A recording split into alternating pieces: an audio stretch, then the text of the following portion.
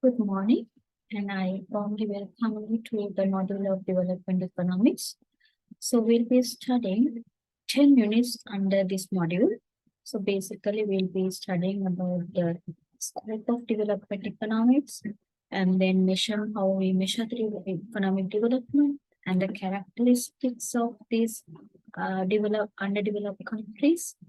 For example, low level of GDP, low level of human capital, and absolute poverty they are suffering with, and many other issues similar to that. Let me begin with introducing you what we mean by development. So let me share my PowerPoint slides with you. So I have taken into consideration certain views implied by different scholars with regard to development. So according to Kindleberg, he says economic development is about more output change and the technical and institutional advancement of countries. And also, some scholars believe that development is about upward improvement of the entire social system. And then again, some of the scholars believe, and most of you would agree with me, it's about increasement of the GDP per capita. GDP is gross domestic product. GDP per capita is gross domestic product divided by the media population. So it is a vital statistic which we can use to measure development to a great extent when we compare other nations. For example, when we compare with developed countries and developing countries, these GDP per capita rates are extremely different, and there is a huge disparity.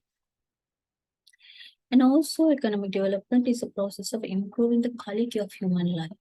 It's not only about the growth of GDP rate, it can be the enhancement of the quality of lives. It can be higher educational standards, it can be better healthcare services, and the quality of life. We will be learning about how we measure the development by using certain indices, not only GDP per capita, there's a physical quality of life index, and there's HDI, there are certain indices, composite indices, which we use to measure the development of a country, which I'll be teaching you under this module.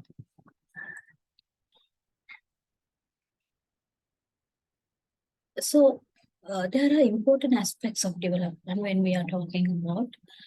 One is how we raise people's living standard, and income and consumption level has to be increased if we are to increase the development of these nations.